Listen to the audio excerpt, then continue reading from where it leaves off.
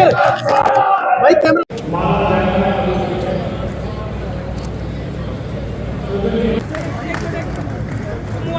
Mobile पीछे करो यार, पीछे करना पड़ेगा बोले भारत और कांग्रेस के नेताओं ने पाकिस्तान के नाम पर सबको समझाया। ये श्यामा प्रसाद मुखर्जी का आंदोलन था जिसके कारण आज हम ये वेस्ट बंगाल देखते हैं और आज हम ये पाकिस्तान अपना पंजाब देखते हैं जिसको पाकिस्तान से बचाने का काम किया तो श्यामा प्रसाद मुखर्जी उनके आंदोलन ने, और इस कारण से पंजाब बचा, इस कारण से पश्चिम बंगाल बचा। और आपको जानकर ध्यान में आएगा कि भारत की एकता और अखंडता के लिए श्यामा प्रसाद मुखर्जी जी ने इंडस्ट्री मिनिस्टर नेहरू के कैबिनेट में पहले मंत्री थे जिन्होंने इस्तीफा देकर के ये तय किया कि एक देश में दो किसान, दो विधान, दो प्रधान नहीं चलेंगे और जम्मू कश्मीर को भारत का अभिन्न अंग करना पड़ेगा। इसके लिए उन्होंने कहा। हम सबको मालूम है कि 11 मई 1953 में वो आंदोलन करते हुए लखनपुर के बॉर्डर पर जब उन्होंने उन दिनों जम्मू कश्मीर में आने के लिए पास की जरूरत होती थी, एक इंटरनल पास बनता था जिसके माध्यम से हमें जम्मू कश्मीर में प्रवेश मिलता था। तो उन्होंने कहा ये भारत मां की धरती है, ये जम्मू कश्मीर भारत का अभिन्न अंग है,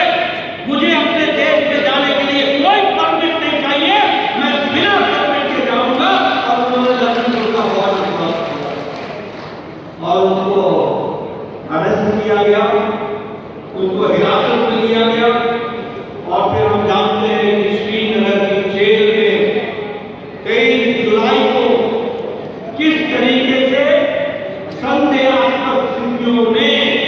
उनकी जान गई और उन्होंने अंतिम सांस श्रीनगर के जेल में उनका बलिदान हुआ। उन्होंने देश के खातिर बलिदान किया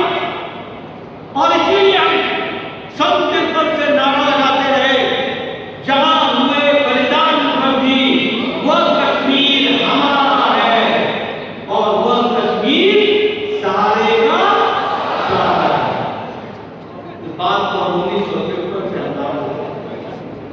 और इसके लिए 4-4 पीढ़ियां खपत गई, 4-4 पीढ़ियां खपत गई, 4-4 हम नारा लगाते हैं। और आज हम ये कह सकते हैं पूरी फख्र के साथ कि आप लोगों ने बहुमत की सरकार मोदी जी की बनाई, 2014 में बनाई, 2019 में बनाई और फिर 2024 में बनाई और 2019 के 5 और 6 अगस्त को प्रधानमंत्री मोदी जी की इच्छा शक्ति ने और अमित शाह की रणनीति ने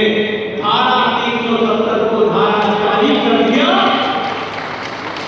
और एक देश में एक निशान, एक विधान, एक प्रधान इसको आज साकार किया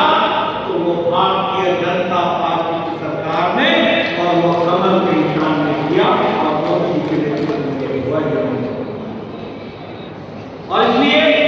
आज जब हम श्यामा प्रसाद मुखर्जी जी को याद करते हैं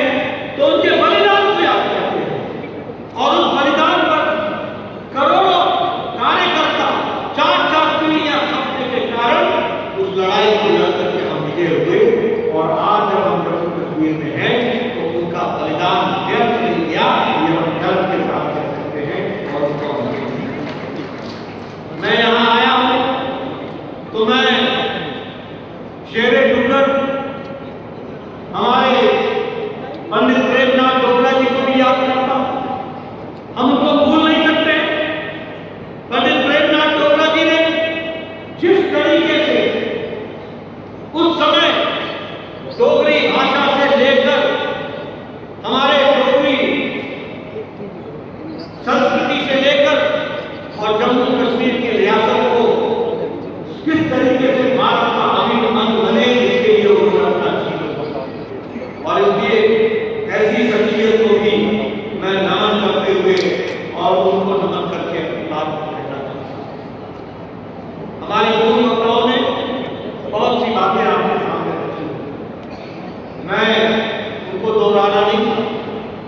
लेकिन मैं